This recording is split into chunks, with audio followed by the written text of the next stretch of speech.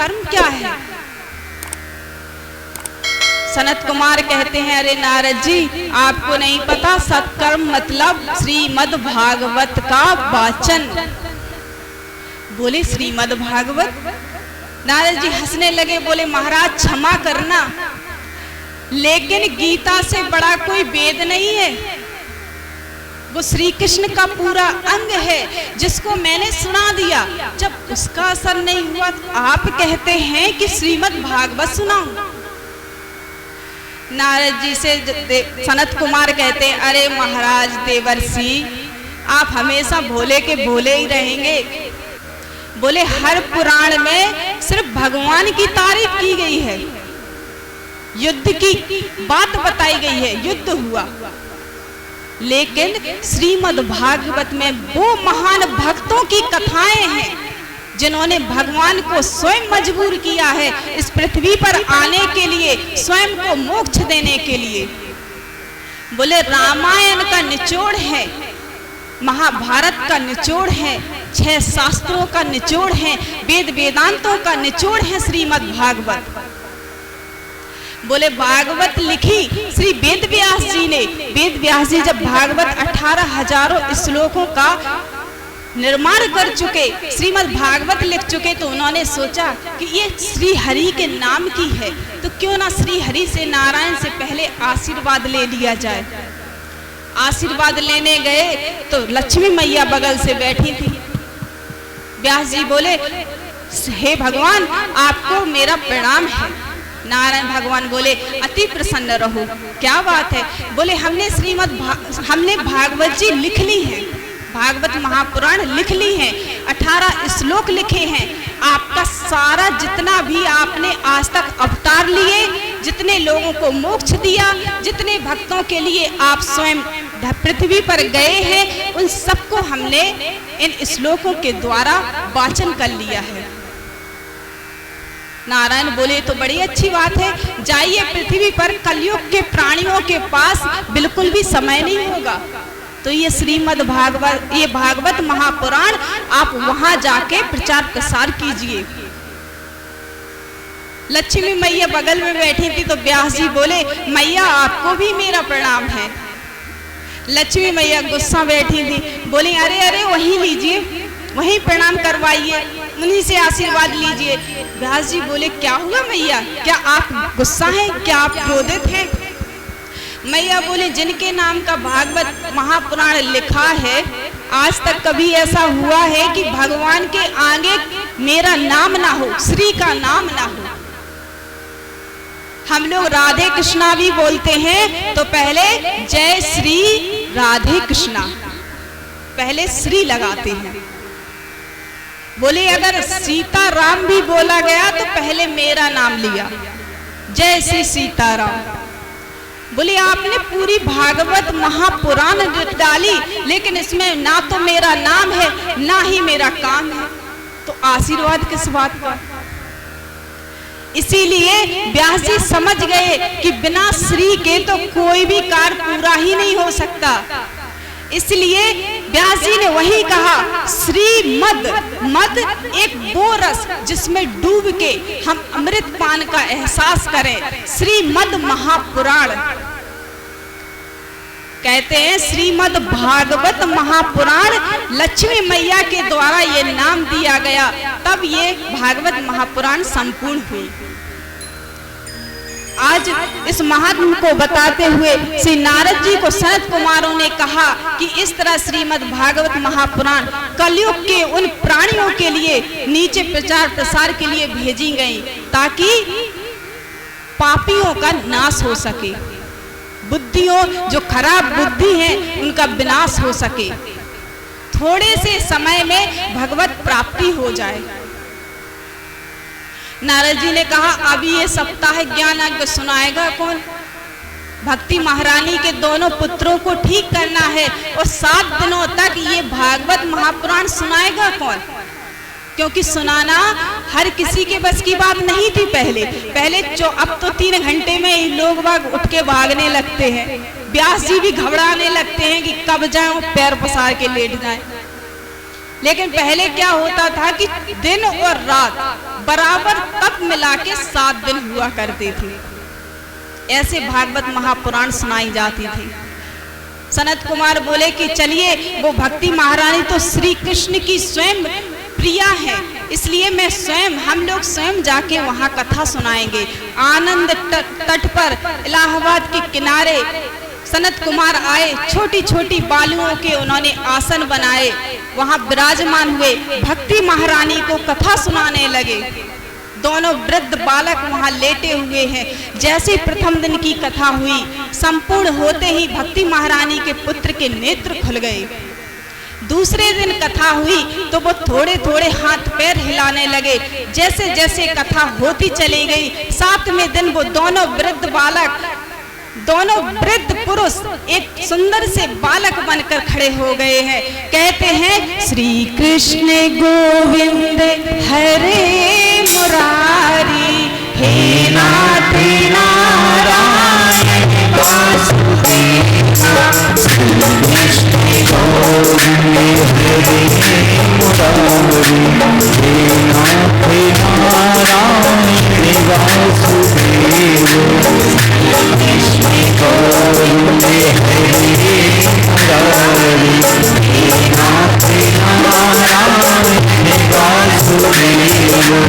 हे नाथ नारायण वासुदेव, हे नाथ नारायण वासुदेव, हे नाथ नारायण वासुदेव।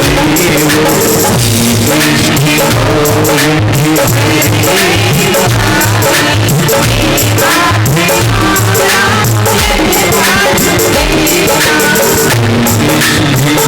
गोविंद हरे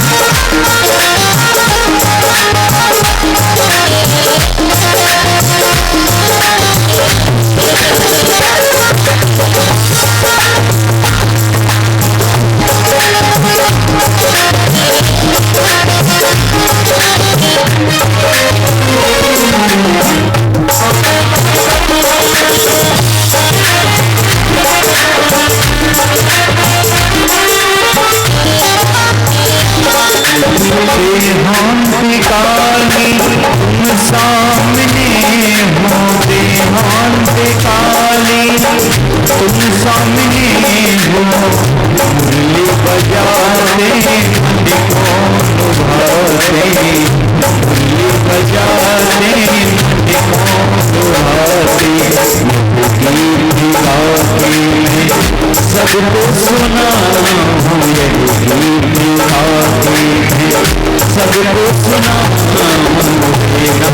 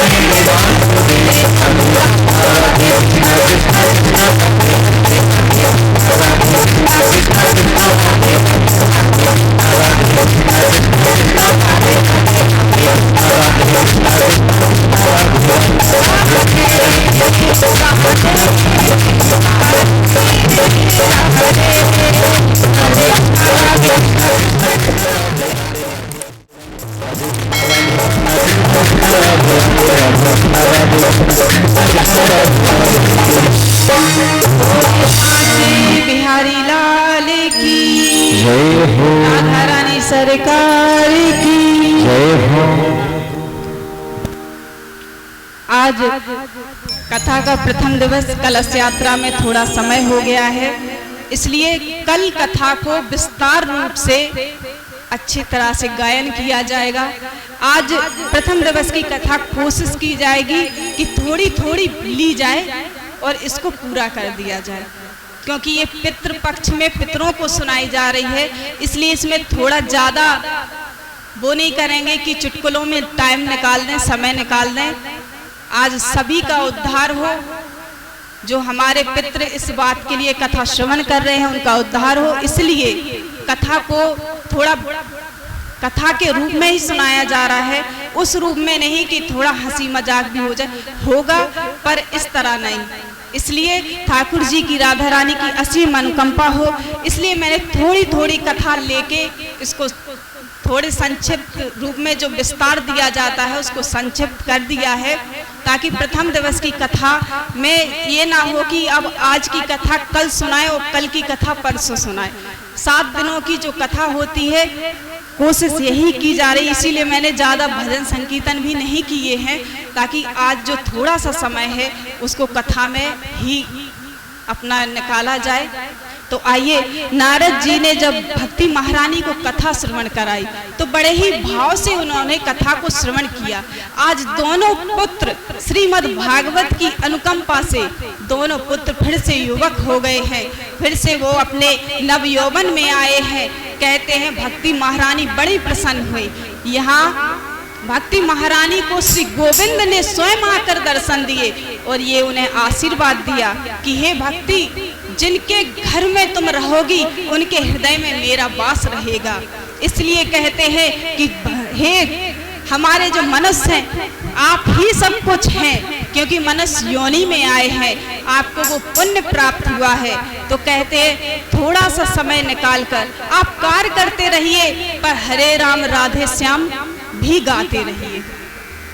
कलयुग में भगवान ने कहा, अरे हर युग में आपने जन्म लिया है, पर जैसे ही कलयुग शुरू होने लगा, आरंभ होने लगा, तो श्री कृष्ण अपने धाम को जाने लगे। जब बहेलिया ने उनको तीर मारा तो श्री कृष्ण से उद्धव कहते हैं कि हे कृष्ण, अब आप इस धरा धाम से जा रहे हैं, तो इस धरा धाम पे अब कलयुग में इतना अधर्म हो जाएगा कि छोटी छोटी बात पे भाई ही भाई को मार देगा। छोटी छोटी बात पे एक भाई कहते हैं बहन की रक्षा करेगा, लेकिन वो भाई ही अपनी बहन का भक्षक बन जाएगा। आज किसी भी रिश्ते में किसी का कोई भरोसा नहीं। आप इस संसार को छोड़ के जा रहे हैं, किसके भरोसे छोड़ रहे हैं? इन कलयुग में जो प्राणी हैं उनके सींग लग गए हैं, वो राक्षस रूपी हो गए हैं, उनकी दया भावना खत्म हो जाएगी।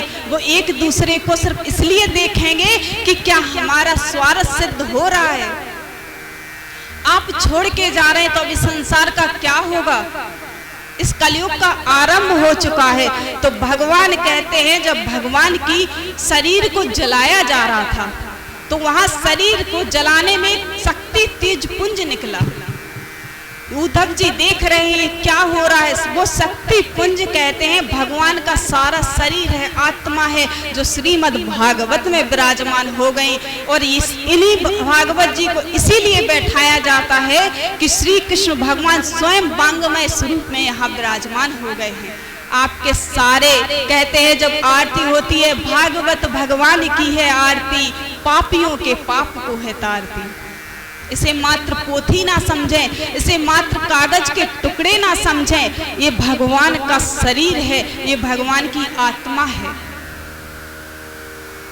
इसीलिए जो परीक्षित बनाए जाते हैं उनके सिर पे इनको धारण किया जाता है कि आपके सिर पे जो बुद्धि है, जो विकार है, जो नकारात्मक ऊर्जाएं हैं, वो भगवान अपने आपके हृदय से निकाल के, आपके शरीर से निकाल के वो खुद में धारण कर लेते हैं, आपको मुक्त कर देते हैं। नारद जी ने अब जब भक्ति महारानी की, जब भागवत जी की ऐसी महिमा देखी तो नारद जी के मन में एक प्रश्न आया, महात्माओं थोड़ा हमें ये भी बता दें कि कैसे कैसे पापी मनुष्य, क्या इससे राक्षस भूत प्रेत भी तर जाया करते हैं? नारद जी ने प्रश्न पूछा तो सनत कुमार कहते हैं कि नारद जी आपको विश्वास नहीं होगा, इसलिए मैं एक प्रत्यक्ष प्रमाण की कथा सुनाता हूँ। बोले आत्मदेव नाम के एक ब्राह्मण थे, बड़े पैसे वाले थे, धनधान थी, संपदा थी, पत्नी थी, लेकिन तुंगभद्रा नदी के किनारे आत्मदेव का एक सुंदर सा महल बना हुआ था, एक मकान बना हुआ था, लेकिन वो खुश नहीं थे। सब धन संपत्ति पत्नी होने के बाद भी वो अपने जीवन में खुश नहीं थे। नारद जी बोले क्यों? बोले इसलिए क्योंकि उनकी पत्नी को और उनको कोई संतान नहीं थी। वो आत्मदेव जी इतने संतोषी जीव थे, इतने महान और विद्वानी थे कि वो कहते थे अरे नारायण को पुत्र समझो, नारायण को परिवार समझो। लेकिन धुंधली देवी बिल्कुल विपरीत, उनकी पत्नी का नाम था धुंधली देवी, वो बिल्कुल विपरीत थी। यहाँ आत्मदेव जी जैसे ही घर के बाहर निकले, धुंधली देवी इधर उधर बैठ जाए। तुमने सुना वो जीजी ने कंगन बनवाए थे, पता नहीं कैसे बनवाए हैं। वही बातें जो कटी करने वाली हो, जो आग लगाने वाली हो। इस बात से एक छोटी सी बात याद आई है, कोई भी मुंह ना बनाए, किसी के बारे में नहीं है। बोलिए श्री राधा रानी सरकार की जय हो। एक महिला थी, महिला ने थोड़े कंगन बनवाए, सोने के कंगन। तो क्या होता है जब कभी किसी के घर कुछ बने या आए अचानक से, तो उसको दिखाने की बहुत पड़ती है, इसको कैसे दिखाएं। अब वो महिला बड़ी परेशान हो जाएगी, कंगन बनवाए हैं हमने, अब इनको पूरे गांव में प्रचार प्रसार कैसे करवाए जाए कि जीजी ने सोने के कंगन बनवाए हैं। जीजी सबके घर गए, अरे आप कैसी हैं? उसी हाथ में कंगन पहने, बार बार उसी हाथ से कहें अरे आप ठीक हैं, जिनसे कभी बोलचाल नहीं थे फिर भी कंगन दिखाने के लिए आप कैसी हैं जीजी, आपको प्रणाम पहुंचे। अब जीजियां भी सब होशियार समझदार, जीजियों ने देख तो लिए कि कंगन बनवाए, लेकिन जीजी ने जानबूझ के नहीं कहा कि ये कंगन कब बनवाए। जीजी बड़ी परेशान, सबके घर हम स्वयं गए, कुछ ना कुछ बहाना लेके गए, हाथ भी बार बार ऊंचे किए, उसी से बोला, पर कोई भी ना, हमारे कंगन किसी को दिखे नहीं, कोई बोल ही नहीं रहा कंगन कैसे बनवाए, कब बनवाए, कैसे लग रहे हैं। अब जीजी क्या करें, बड़ी परेशान, कैसे करें कैसे करें। जीजी ने सोचा ऐसे कुछ नहीं होगा, जीजी ने अपने घर में माचिस ली, तेल लिया और आग लगा दी। जीजी जैसे अरे कोई बचाओ मेरा घर जल गया, अरे कोई बचाओ मेरा घर जल गया, अरे कोई तो आओ मेरा घर जल गया, हाथ ऊपर करें और हा हा खाएं, यार को हुआ, कोई आओ तो भैया गांव मोहल्ला इकट्ठा हो गया, जीजियां इकट्ठी हो गई, बाबा जी काका जी सब इकट्ठे हुए, आग लग गई आग लग गई। इतने में एक जीजी ने कह दिया अरे जीजी कंगन तो बड़े सुंदर है, ये कब बनवाए? अब जीजी बोली हे मैया, पहले ही बोल दी थी तो घर में आग तो नहीं लगानी पड़ती, इतनी सी बात पहले बोल देती तो मुझे अपने खुद घर में आग तो नहीं लगाने देती। ऐसे ऐसे महान दिखावे के चक्कर में अपने ही घर में आग लगा। तो भैया भगवान से सनत कुमार कहते हैं नारद जी से, बोले कुछ लोग ऐसे होते हैं कि थोड़ा सा कुछ घर में आए और उनने कहा कि ये कैसे दिखाएं, उनने प्रचार प्रसार शुरू कर दिया। अब देखिए आज के जमाने में तो सबके पास कुछ ना कुछ होता ही है। जो गरीब लोग होते हैं बेचारे, वो भी अपने परिवार के साथ दो पैसा कमा के लाते ही हैं, कुछ ना कुछ होता है, पर दिखावे की आदत होती है तो वो अपने घर में भी यहीं से आग लगाते हैं। भैया कोई तो देख लो, इसलिए कहते हैं जबरदस्ती कह दो आपके घर में क्या क्या है। मैया यहाँ पे नारद जी से सनत कुमार कहते हैं कि आपको वो कथा श्रवण कराते हैं जहाँ एक से एक भूत प्रेत जैसी योनियों में रहने वाले भी श्रीमद् भागवत की कृपा से मोक्ष प्राप्त कर गए। आत्मदेव की कथा सुना रहे हैं। आत्मदेव जी की एक पत्नी है धुंधली देवी। बोले धुंधली देवी बिल्कुल विपरीत। बोले आत्मदेव जी बड़े विद्वानी और बड़े शांति प्रिय, उनको किसी बात की लालसा नहीं। पत्नी सिर्फ दिखावे के लिए बोले, उनको कोई ये नहीं कि मुझे संतान हो ही जाए, लेकिन दिखावा करने के लिए पति के सामने बड़ी अच्छी बने। अरे स्वामी आपको पता है जब मैं मोहल्ले में जाती हूँ तो सब लोग मुझसे क्या कहते हैं, क्या आपको कष्ट नहीं होता, हमारी कोई संतान नहीं है। कुछ लोगों ने कहा है कि जब तक संतान ना हो तो हमारे शरीर को हमारी संतान आग नहीं देखी तो हम इस संसार से तरेंगे नहीं, भूत प्रेत बन के भटकेंगे।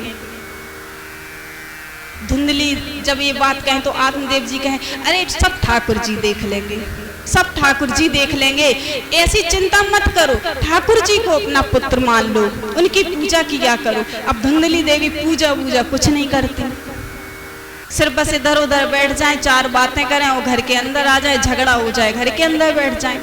आत्मदेव जी के सामने बड़ी महान बने कि ऐसी कोई पत्नी ही नहीं है। आत्मदेव जी एक दिन बाहर गए, आत्मदेव जी से भी चार लोग कहने लगे अरे अब तुम्हारा क्या होगा, बुढ़ापे में जब बूढ़े हो जाओगे तो संतान कम से कम सेवा तो कर देगी, आप अकेले हो, आपके पास संपत्ति है, इसका क्या करोगे, कौन लूट ले जाएगा। आत्मदेव जी को भी वो बातें चुभने लगी। एक दिन परेशान होके आत्मदेव जी जंगल गए, बोले मैं आत्महत्या कर लूंगा, अब मुझसे सुना नहीं जाता। घर में पत्नी यही बात बोलती है, बाहर मोहल्ले वाले बात बोलते हैं, और मेरा तो इतना नाम है, मैं विद्वानी हूँ, पूजा पाठ करने जाता हूँ तो वो लोग भी बोल देते हैं आप क्यों पूजा पाठ करने आए, आपका तो कोई प्रसाद भी ग्रहण नहीं करेगा। आत्मदेव जी आत्महत्या करने चले गए। एक पेड़ के नीचे बैठ के रो रहे हैं। एक साधु महात्मा वहां से निकले, रोने की आवाज जैसी उन्होंने सुनी तो वहां पास गए, बोले अरे आप कौन हैं, आपके चेहरे पे तो एक तेज है, जैसे भगवान की आप पर कृपा हो, आप क्यों रो रहे हैं, आप तो ज्ञानी प्रतीत होते हैं। आत्मदेव